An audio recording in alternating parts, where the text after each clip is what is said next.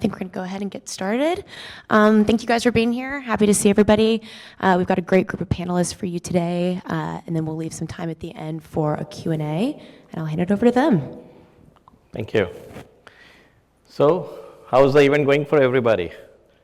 I mean, and trust me, this is my fourth Databricks event, and this is probably the biggest one we ever had. I heard from Andy today about 25,000 people joining in, and the crowd everywhere is way more than almost twice of that last year.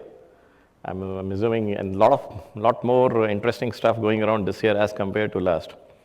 Anyway, let's come back to the topic in hand. The goal of today's discussion to have a very, very pragmatic discussions on driving data and AI across enterprises. And for that purpose, we have two of our esteemed clients, Julie Nguyen and Brandon Lyles from Julie Nguyen from BP and Brandon Lyles from Rich Product joining in, and they will be sharing their experience as part of this. So the complete presentation would be in three parts. Number one is I'll set the context initially in terms of what specific areas of trends and pragmatism that we want to focus on. Then I will invite both our esteemed guests onto the stage to discuss those things in detail and how they are doing it across enterprise. And third, we will actually open it up for Q&A. So that's what we plan to do in today's session. Let me take a minute on some trends that we have seen. 2 years back, nobody was talking about Gen AI. And actually, there were four forces. If you look at the left bottom, there were four forces that everybody used to talk about: digital, data, cloud, and AI. And they were sometimes independent running or sometimes combined running. Nobody was talking about Agentic AI or something. So how did it all come into play? So these four forces actually converged and germinated into these 5 new forces, which is multi-model data. How do you manage that? The enterprise AI became extremely important as a result of this thing, and suddenly the whole discussion on digital transformed into Agentic AI. Today, if you look at any of the large hyperscalers or SaaS players, they're not talking about digital transformation. They're talking about business transformation through Agentic AI. They're talking about building agents, whether it is SAP, Oracle, Salesforce, anybody else. I mean, while Databricks was one of the first one to start saying that, but suddenly everybody is talking about business transformation, how to make it happen through Agentic AI. And of course, people are not talking about hyperscalers as hyperscalers or foundation. They're talking about hyperscalers as cloud AI foundation. And then quantum AI suddenly coming out of it, trying to solve things which general AI doesn't do. So these are the five forces which have germinated out of what as a conversion of the previous 5 forces. So this is an interesting concept, and wherever I've taken it to, whether it's Gartner or Forrester, they all agree that that's a true viewpoint. Next slide. I mean, 1.5 years back when ChatGPT came into play with the 3.5 and 4.0 release, suddenly there was a whole lot of exuberance. Everybody was driving into POCs, spending millions of dollars into POCs, and almost 95% of the POCs did not come through. They failed, actually. They didn't go anywhere into production. And that's when the exuberance set into reality. People realize that, enterprises realizes that it's not just about AI. Data and AI go hand in hand. This is where the whole, today enterprises are focusing both on data canvases as well as AI canvases. They want to set up the data canvases all along with the whole foundation, getting enterprise data ready from an AI perspective and driving the AI economy, and that actually powering the AI pieces. And the complete thing actually managed through an AI strategy and as well as data and AI governance. Almost every client or every enterprise that I've spoken with, they are converging into this model. Just wanted to share the viewpoint of many of our clients, 300 odd clients that we work with on data and AI. They're all converging into this kind of a model. Third thing I want to talk about is as organizations are going towards building their data and AI foundations, there are some typical capabilities everybody is developing. And those capabilities fall into 5 different areas. The middle 3 areas are very key. The leftmost one is what you see is getting enterprise data ready from an AI perspective. Enterprises are no longer focusing on doing modernization. The capex that you spend on modernization, taking it to cloud, is not worth it if your data is not ready from an AI perspective. CIO cannot go again to his CFO and say that, hey, by the way, I've taken it to cloud, but my data is not ready for AI. That conversation is not going to go too well. So today, the modernization focus has changed from doing the regular modernization to getting enterprise data ready from an AI perspective. Second one is very important, which is focused towards enterprise AI, which is focused towards powering our existing business from an AI perspective. This is where things like sales, marketing, supply chain, finance, all those things come into play, which is going to power our existing business. Third key aspect is building AI-powered products and services for your end clients. So these are the three focus areas that you do, and you will find so many of the services, especially on the third area, which are focused towards your client. And each of these three core services or core capabilities, as you call it, core capabilities that clients are going to build, they are going to be managed through a data and AI strategy. You will have an end-to-end data strategy, will make sure that these things work for them. And then, of course, encompassed by data and governance. Now, this is all getting powered by Infosys Topaz data and accelerators.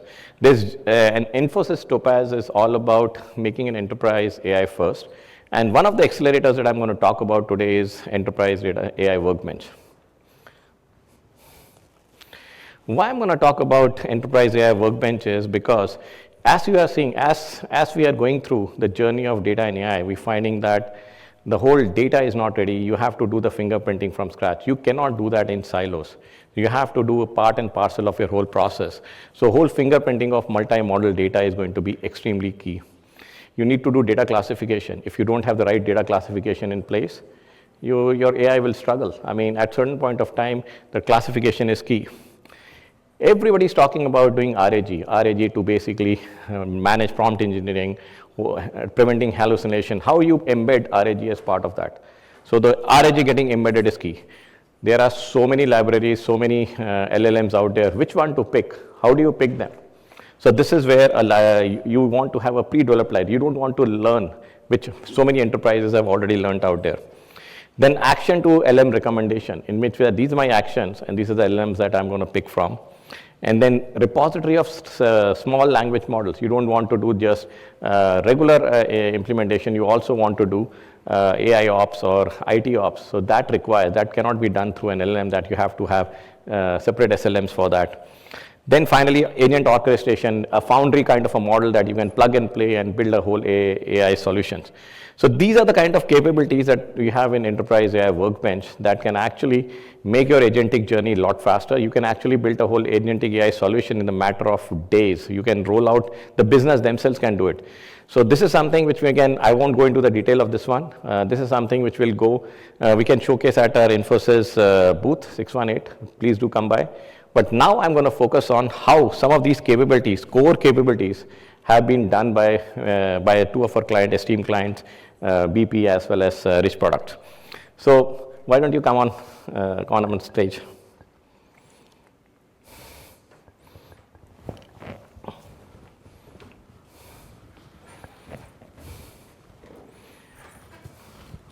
So let me start with Julie. So Julie is the principal data leader for BP. She is actually having about 250 plus engineers, architects working for her.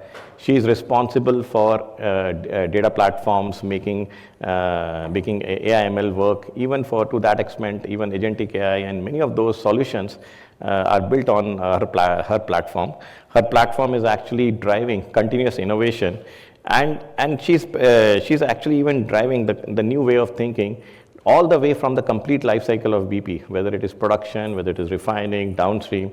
So her platform, managed by about 250 architects, 250 engineers and architects, is actually doing this end to end. But more than that, something that I want to talk about Julie is she's a very passionate leader, and she's actually been awarded as the inspiration and the innovation champion in BP. Twice she has been a finalist in the Women in IT.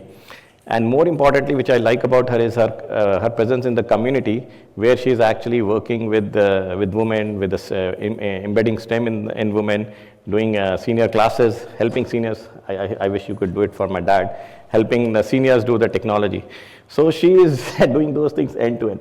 Thank you, Julie. With Brandon is actually running, is a champion from a rich product perspective.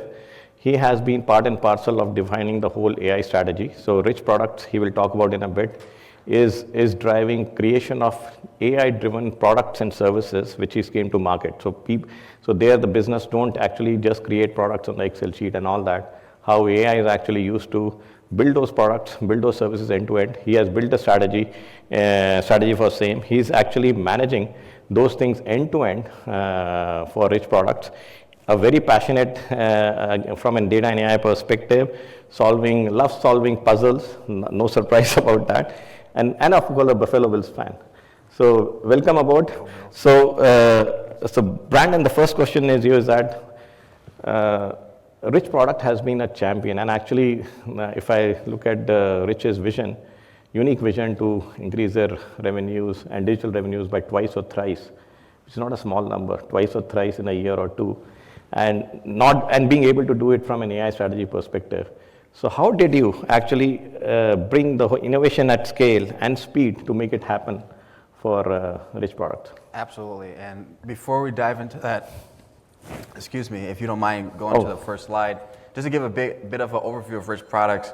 Rich's is a global family-owned food company headquartered in Buffalo, New York, and we are, as I mentioned, headquartered in Buffalo, New York, and we manage a portfolio of over 11 different product categories, 4,000 plus product codes, and not only are we a food manufacturing company, but we offer end-to-end solutions and support to our customers to help them drive value as well. So just so that we can set the context and stage of who we are as an organization, as we think about the question that was asked, and it's a great question, we focus on more of a platform approach.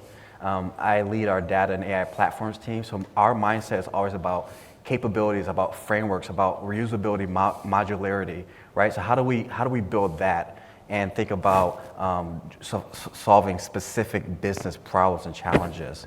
I'm going to be speaking more about, in some future slides, about our approach, but when we think about agentic in particular, I'm very excited on not just sort of traditional automation, and sometimes this feels a little bit like automation, but with a different tag on it, but how do we actually close the loop and drive execution downstream in the last mile? So very excited about what we're doing at Rich Products. Thanks, Brandon.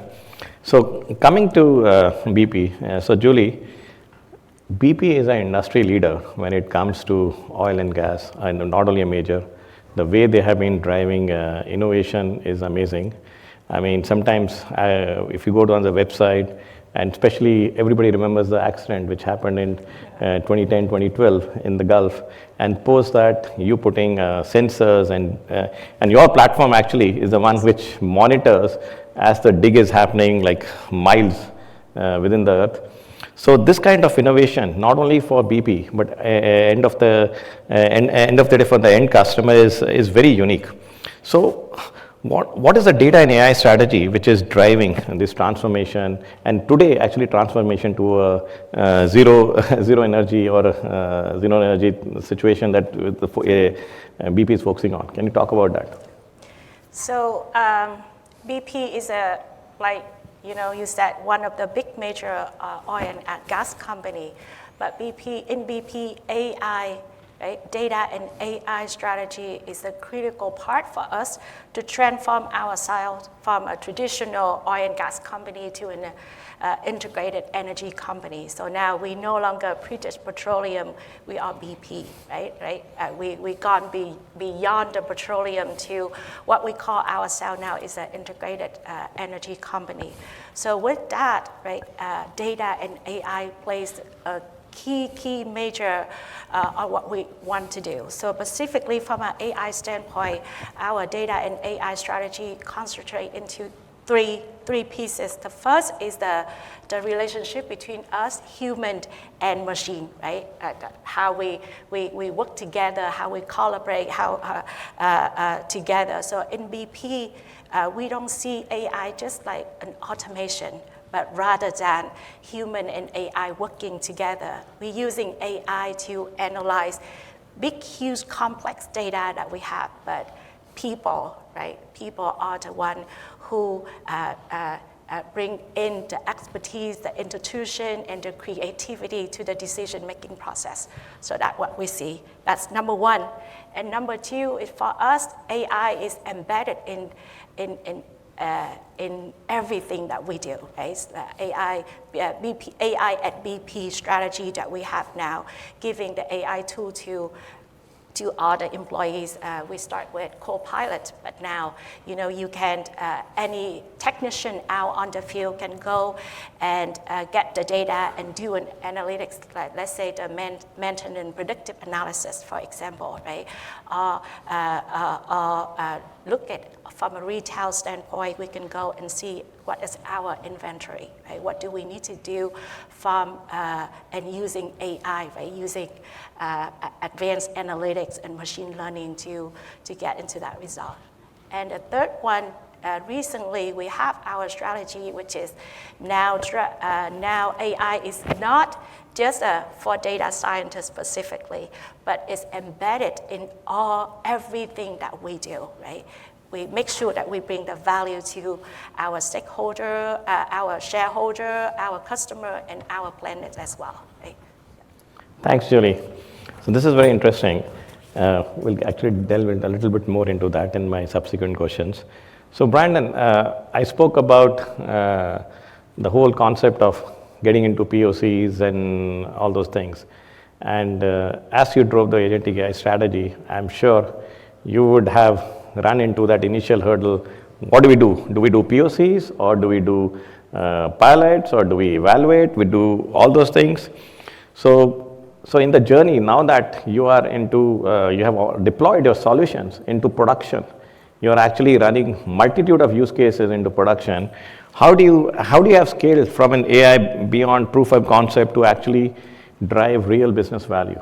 Could you talk about that? Absolutely. When we think about... And explain that in detail. We have enough time. Yeah.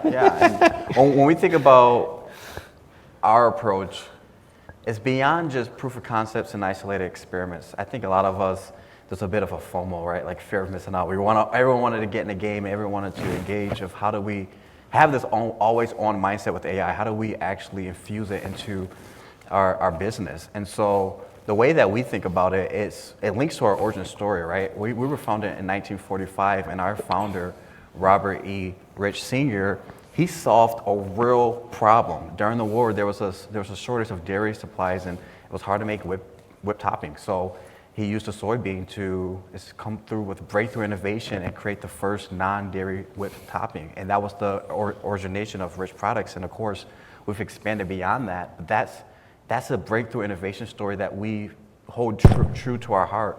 I apologize for that. And how we think about AI and being innovative with AI. So it goes back to, how do we solve real problems? Let's not come up with some isolated experiments and just test and learn for the sake of experimentation, but what are some specific problems that the business is struggling with, and how do we solve those, right? So that's the approach that we've taken. And when we think about, if you go to the next slide, that I have here, there's some core principles that we try to link ourselves to as we think about how we do this, because that's really important. It's not always about the what, but the how. So we think about what are some real tangible problems. Some key examples we are going through a huge digital transformation as we think about how we transform our business with ERP systems that are standard and global and simple. And SAP S/4HANA is a key system that we're implementing here at Rich Products. And how do we do that differently? How do we actually take the blinders off and get out of sort of that, go with the status quo and say AI can help us implement faster and efficiently this big system. So that's a world problem. That's a world challenge for us. And my team is tasked with building solutions, not just experiments, but real solutions that solve that particular problem. There's many others, right? But this is the approach that I really think is important, is what are real problems that we can solve versus, experimenting on how do we create an avatar that may be cool, but may not actually add any value to the business. Thanks, Brandon. And I spoke about enterprise AI workbench initially, conceptually, And thanks for partnering with us and taking many of those concepts into the solution and making Agentic AI work for us. And you see Enterprise AI Workbench actually part of the foundation that we partnered with Rich Products to actually build those. Thank you. Absolutely. So coming back to Julie, again you. So let me put it this way. Since I understand BP and associated with the BP team for quite some time, I've seen how the legacy data out there, all the way from Oracle to cloud era to big data to some Azure and now Databricks, and that doesn't happen over time, right? And there you have tons and tons of these data assets in the silos, and so this question is actually two parts. Number one, what are the challenges that you faced? So now that you are doing AI, what are the challenges that you faced to make this data ready from an AI perspective? Second part is that what are the innovations that you brought into play to address those challenges and actually be able to take those data assets and drive BP's journey towards energy transition? Let's talk that in detail. All right. So let's answer your first part of the question first. So BP is more than 100 years old now, right? So come with that history is a lot of data. You can see that we have 100 years, right, of drilling logs, for example, decades of operational data. And then we have seismic images that can fit in multiple different warehouses. And we have financial report, we have operational records, we have all that stuff. And BP growth in two ways, right? We grow as a company, but we also grow through merger and acquisition. So with that come data in every single format that you can think of on earth, BP will surely have it, right? So different format, different system, different legal system, different country, different function, region, and the time periods. So to get ready for AI is not a piece of cake. It's not an easy task at all. And data, right? Good data is the first important step, is the most important step for any AI initiative that we have, right? Not only in BP, but for all of us here. So how do we do that? Okay. So we're working with our partners. So we have cloud partner like Microsoft and AWS. We have a partner like Infosys here and Databricks, right? I still remember when I first started with the big data, like what we called back then, right? There is a process for us to in the maintenance management, right? We want to upload our work order and make sure that if anything happens, we can enter a work order, and then we can assign an engineer fly out there in the Gulf of Mexico, for example, to fix whatever that is that would need to be fixed at that time. And that whole process takes 72 hours to run. And by the time it's finished, that's, whatever happened in the Gulf of Mexico is getting worse, or the engineer would go and fix it already, right? So we need to do better. We need to do better. So we is one of Databricks' first customer, actually, right? So that's how the relationship between us and Databricks started. So we built this huge, we start with our data lake, where we putting all the data together, all that data that we have, right? From the tiny little sensor data, and now we have 2 million sensors that we actually track in our data lake at BP. We pull all the operational, the seismic data, the operational financial record together in one place, right? And recently, right, we put all that stuff in UC. It's the one wonderful UC that you guys see. So now our user can go in there and search, right, find the data. We still have a lot of work to do, guys. This is a journey, but at least now they can find the data, right? Once they find the data, we can build a semantic model on top of it, what we call data products, right? And the data product come into different flavor. We have the data product that strictly just just the SQL data that we combine a few tables together, but it could be the machine learning that we run. It could be advanced analytics or AI model that we pull to create our data product. Once we create the data product, we're going to build the map, right? The knowledge graph that we have is like a map that we put together, and this map is used for both human and machine, right?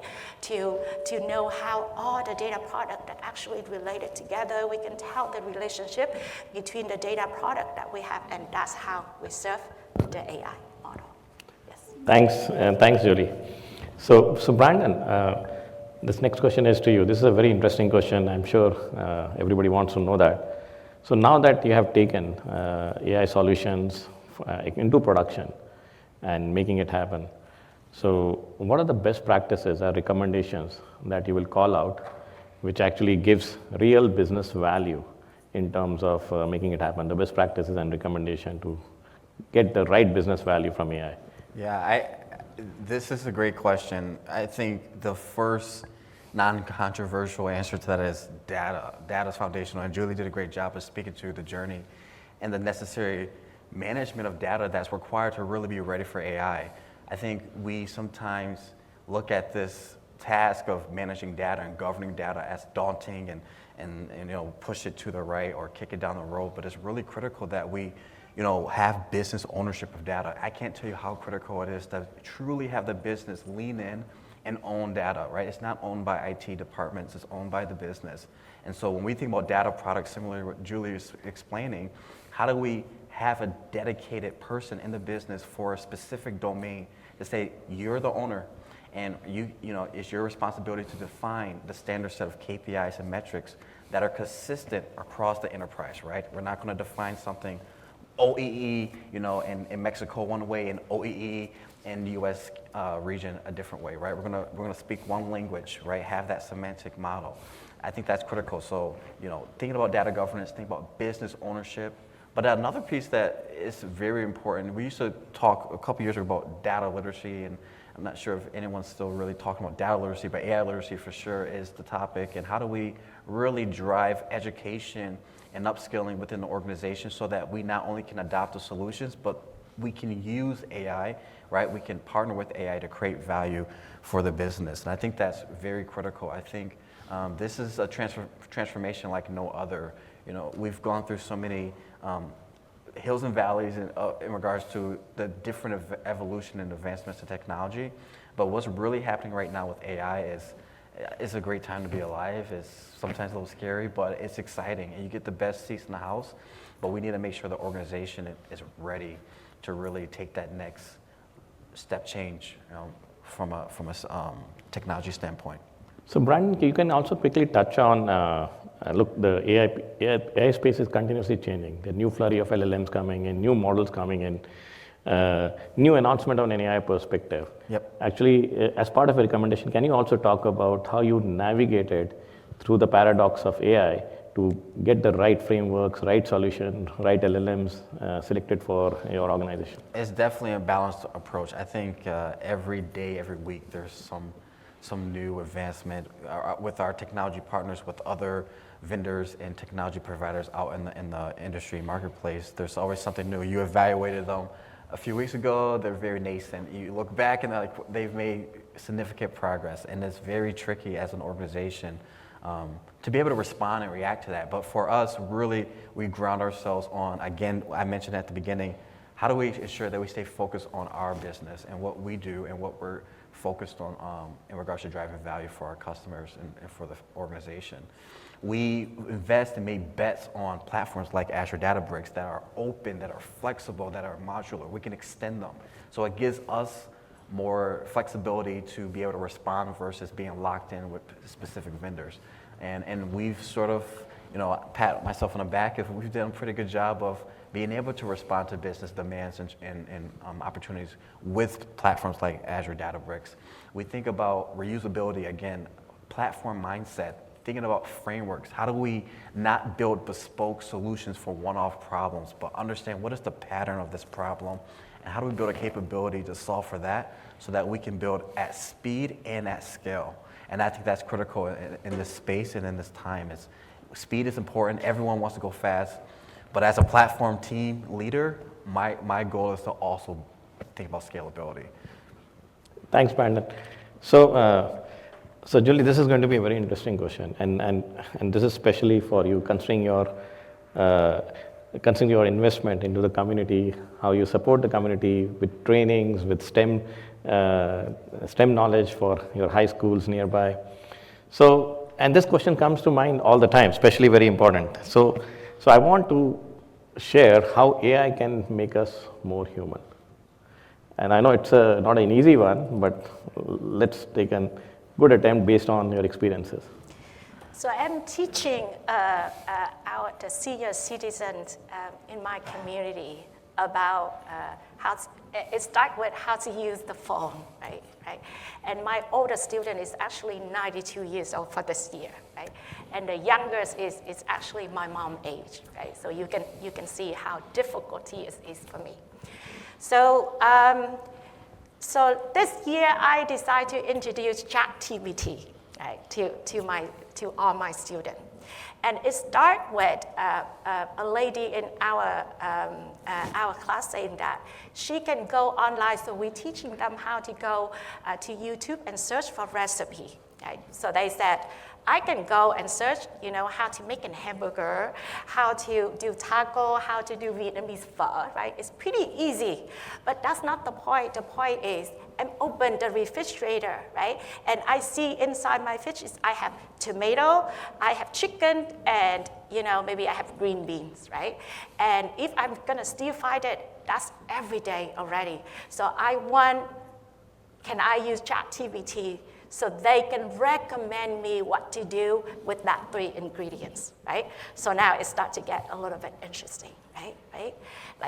And I'm thinking about, what we do at work, right? What we do at work. Every day in the news say, AI will gonna replace us all, right? Get ready for that, right? Entry level, you guys not gonna have the job because, AI out there, we're gonna create agents, tons of agents that are gonna replace us all. So how is that, right? If you see the way that we approach at BP, right? We're not planning to use AI to replace any of our employees. It's more a teamwork per se, right? So we look at AI as the augmentation, right? So it's a teamwork. We have AI, we have human working together. The task that we don't want to do, we give it to AI, right? Analyze a lot of data, right? Complex data. And if you're looking at before, there is a few months that I actually worked in BP Alaska. Right? And I can see the technician actually walking the pie, right, with the notebook and capture down the log of what happened to that sensor right there. And now you don't have to do that anymore, AI doing that, right? So it's ensure more safety to our employees, right?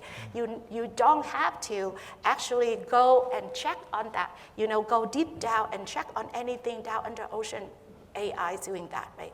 We have sensor, we stream that sensor directly to the cloud, right? We're using Databricks, we're using AI, we're using Palantir as is in BP to actually help our team, right? Our engineers down in the field so they don't have to do all that repetitive task anymore. And they use their day, their thinking, their energy doing, problem solving, creative more value to BP. Right? That is that. And to go back to my class, right, my Sunday class, now they cannot live without ChatGPT, guys. They ChatGPT everything, right, including Sunday prayer. That matter. Thanks, Julie and Brandon. So let me open it for any questions that anybody may have for our esteemed guests. Thank you. Thank you, everybody. A big round of applause for Julie and Brandon for coming in here and sharing their thoughts with us. Thank you. Thank you.